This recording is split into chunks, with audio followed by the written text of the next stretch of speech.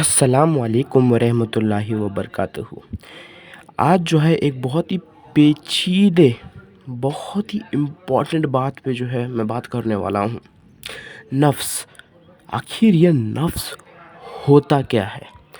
जब भी हम किसी से बात करते हैं कि मेरी लाइफ में कुछ फ़लाना ठीक चीज़ नहीं चल रही है, मेरे इसमें बहुत ही ज़्यादा टेंशन है, मेरे दिमाग में बहुत ही ज़्यादा जो है बुरी आदतें लगी हुई हैं, हमें फ़ोन की बुरी आदत लगी हुई है, हम दिन रात जो है फ़ोन देखते हैं, फ़ोन में गंदी चीज़ें देखते हैं, गंदी हरकतें करते हैं अपने हाथों से, तुम समझ रहे होगे।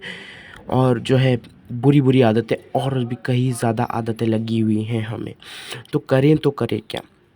इन सब के पीछे एक ही चीज़ का हाथ होता है और वो है नफ्स। नफ्स हमसे वो चीज़ करवाती है जो चीज़ हम इंसान कभी करने के लिए नहीं बने। हर एक मुसलमान इस नफ्स के जाल में फंसता है। हर एक मुसलमान इस नफ्स के कब्ज़े में आके वो बुरी हरकत कर देते हैं जिसके लिए वो बना ही नहीं। जैसे नमाज़ें क़ज़ा करना, कुरान ना पढ़ना, कुरान की तिलावतें ना करना, रोज़े ना रखना, बट बुरी चीज़ें, सारी बुरी चीज़ें नफ्स हमसे करवाती है।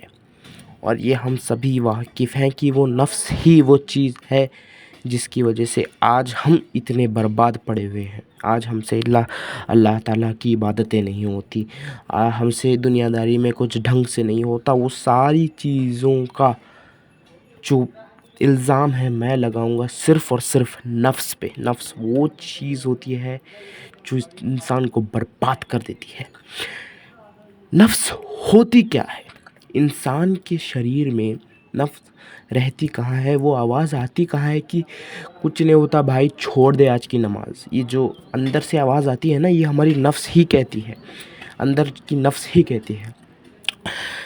मैं तुम्हें पूरी तरीके से बताने वाला हूँ कि नफ्स होता क्या है। ये फ़ोटो मैं तुम्हें दिखा रहा हूँ हमारे दिमाग का। हमारे दिमाग में 3 बड़े हिस्से होते हैं। ये जो पीछे वाला हिस्सा तुम देख रहे हो ना, इसे साइंस की भाषा में, साइंस के अल्फाज़ों में अमेगडाला कहते हैं। यानी कि हमारा पुराना दिमाग, इसको साइंस की भाषा में बोलते हैं। और यही वो चीज़ है जो कि हमसे बुरी चीज़ें करवाती है, यही हमारी नफ्स है। अब तुम बोलोगे कि एक दिमाग का हिस्सा हमसे बुरी चीज़ें कैसे करवा सकता है? वो भी हमारे ही दिमाग का हिस्सा हमसे बुरी चीज़ें कैसे करवा सकता है? मैं थोड़ा सा साइंस का यहाँ पे पलड़ा रखना चाहूँगा क्योंकि ये साइंस का ही थोड़ा बहुत है और इसका ज़िक्र कुरान में भी है। अगर हम इस वाले हिस्से को ध्यान से देखें और इसके बारे में थोड़ा समझें और पढ़ें तो हमें पता चलेगा कि ये बहुत ही ज़्यादा पुराने समय वाला दिमाग है। ये तब विकसित हुआ था, ये तब बड़ा होने लगा था जब इंसानों को बहुत ही ज़्यादा खतरा हुआ करता था। ये तब जो है अपने आप को बचाने के लिए ये बहाने मारता था। अब जैसे कि तुम्हारे दादा के दादा के दादा के दादा के दादा के दादा अगर किसी हिरन का शिकार करने के लिए जाते, क्योंकि तब दुकानें वगैरह नहीं थी ऑब्वियसली, तो तब ये दिमाग उनको कहता कि मत जाओ। ये उनको डरा के रखता, ये उनको चौंकाए रखता।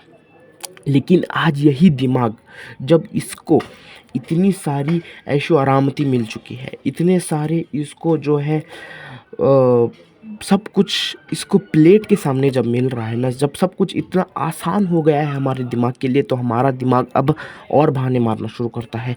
इसको और आराम चाहिए, इसीलिए वो जो आवाज़ निकलती है कि मत पढ़, क्या हो जाएगा नमाज़ पढ़ने से? अरे 2 रकात तो तूने पढ़ ली है ना, छोड़ दे, क्या हो पढ़ना आगे की नमाज़, बस कर दे।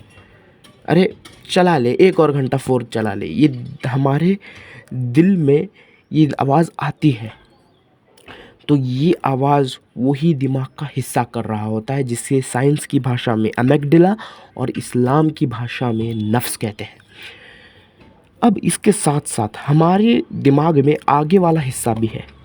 अगर आप देखोगे, अगर हम आगे वाले हिस्से को देखें, अगर हम मान लो तुम या मैं 8-8 घंटे से मैं फ़ोन चला रहा हूँ, अब वो दिल में एक हल्की सी आवाज़ आएगी कि बस कर दे, कितना देखेगा मोबाइल, बस कर दे, बहुत हो गया। वो हल्की सी आवाज़ आएगी। वो आवाज़ पता है कौन लेके आता है? ये सामने वाला दिमाग, जिसे हम कहते हैं प्रीफ्रंटल कॉर्टेक्स साइंस की भाषा में। और तुम मानो या ना मानो, यही सब करवाता है हमसे बुरे काम। हमारा पीछे वाला दिमाग का हिस्सा यही हमसे जो है बुरे काम करवाता है, यही जो है हमसे अल्लाह की इबादत छोड़ने के लिए कहता है, यही है। और हम इसकी बात आसानी से मान लेते हैं। तुम्हें लग रहा होगा कि मैं कहाँ पे मानता हूँ, मैं कहाँ पे ये करता हूँ, लेकिन अंदर का जो वो एक तेज़ आवाज़ होती है ना, वो आती इसी से है। मैं समझाने की पूरी कोशिश कर दिया हूँ। मेरा फ़र्ज़ था बताना, लेकिन मेरा फ़र्ज़ तुम्हें ये भी बनता है कि नफ्स से बचे कैसे, इस आवाज़ से, इस बुरी आवाज़ से बचे कैसे, ये बताना मेरा फ़र्ज़ बनता है तुम्हें। क्योंकि मैंने तुम्हें प्रॉब्लम तो बता दी लेकिन सॉल्यूशन नहीं बताया। तो सॉल्यूशन जल्द ही इंशाअल्लाह मैं लाऊंगा अपने इसी चैनल पे। तब तक के लिए अस्सलाम वालेकुम।